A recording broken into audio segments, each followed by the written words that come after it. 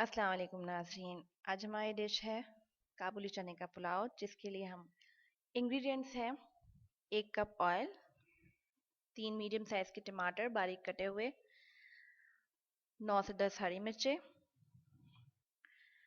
2 चम्मच लहसुन अदरक का पेस्ट, 2 चम्मच मीडियम साइज़ की प्याज लिए जिसे बारीक काट लिया हमने। ये चने का स्टॉक लिया है हमने। 1 कप चने लिए हैं जो बॉयल होने के बाद 1.5 कप रह गए।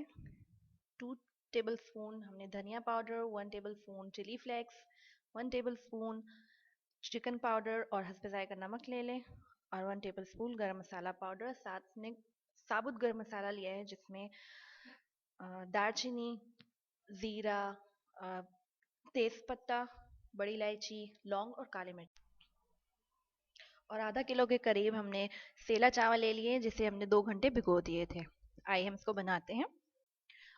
पहले ऑयल गरम कर लें और साबुत गरम मसाला इसमें कड़कड़ा लें।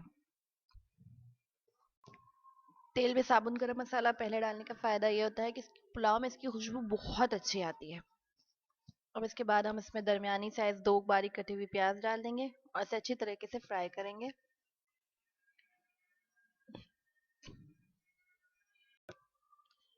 प्याज को अच्छे तरीके से ब्राउन कर लें, और जब ये ब्राउन होने लगे तो हम इसमें थोड़ा सा पानी ऐड करेंगे ताकि इसका कलर पुलाव में बाहर आए। और ऑप्शनल है पानी डालना, अगर आपको डालना है तो डाल सकते हैं, अगर नहीं डालना चाहते तो मत डालिए। मैं इसमें पानी ऐड करूंगी ताकि इसका कलर बाहर आए, क्योंकि हम ये दाता दरबार का पुलाव है जिसमें कलर बहुत अच्छा होता है, और बिल्कुल सेम हम ऐसा ही बना रहे हैं।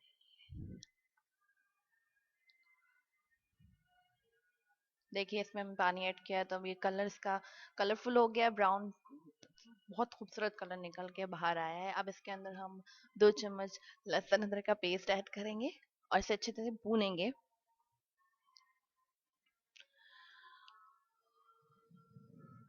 अगर आप चाहते हैं तो साथ ही आप टमाटर भी ऐड कर सकते हैं।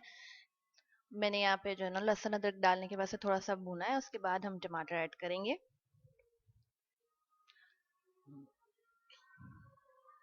2 से 3 टमाटर हम इसमें ऐड करें, दरमियाने साइज के बारीक काट लीजिए और इसे अच्छे तरीके से भून लीजिए।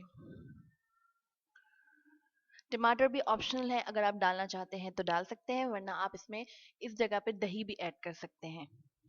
अब इसके अंदर हम 8 से 10 जो है ना हरी मिर्चें डालेंगे बारीक काट के, और इसको अच्छे तरीके से भूनेंगे।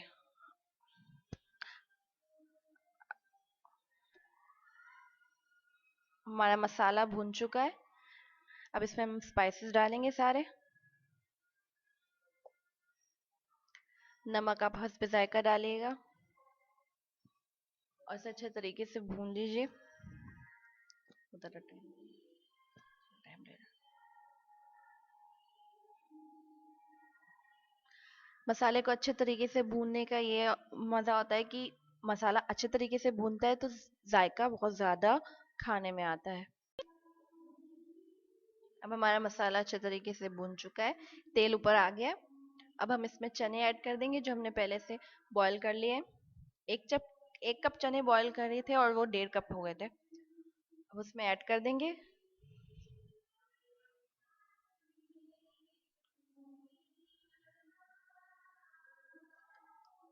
चनों को भी हम मसाले के साथ थोड़ा सा भूनेंगे।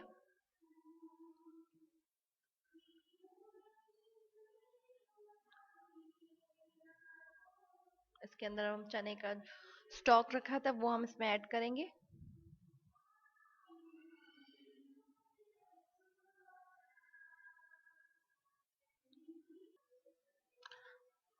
पानी में जोश आ गया।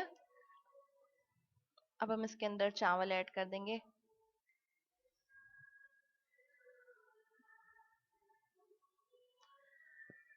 ये सेला चावल है इसलिए हमने इसे 2 घंटे भिगोए थे। अगर आप बासमती चावल लेंगे तो उसको सिर्फ आधे घंटे तक भिगोइएगा। वैसे अच्छे से मिक्स कर लीजिए।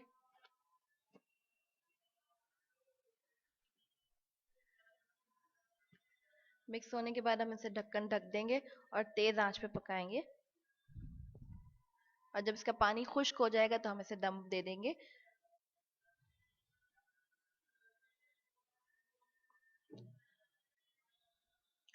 5 मिनट बाद हमारे चावल बिल्कुल तैयार है। ऐसे दम आ गया है और ये खूबसूरती से खिले खिले पके हैं, बिल्कुल अलग अलग पके हैं। सेरा चावल की अपनी ये खूबसूरती है कि ये अलग अलग पकते हैं और बड़े बड़े हो जाते हैं पानी में भीगने के बाद और पकने के बाद। दम पे आने के बाद ये देखिए कितने खिले खिले पके हैं, अलग अलग। अब हम इसे डिश आउट कर लेंगे और पुदीने और हरी मिर्चों से इसकी गार्निशिंग करेंगे। हम हमारी वीडियोस को देखने के लिए आप हमारे चैनल को सब्सक्राइब करें और बेल आइकन का बटन दबाना ना भूलिएगा। अपना अपने घर वालों का ख्याल रखिए और हमें सबको दुआओं में याद रखिएगा। आपका बहुत बहुत शुक्रिया। अल्लाह हाफिज।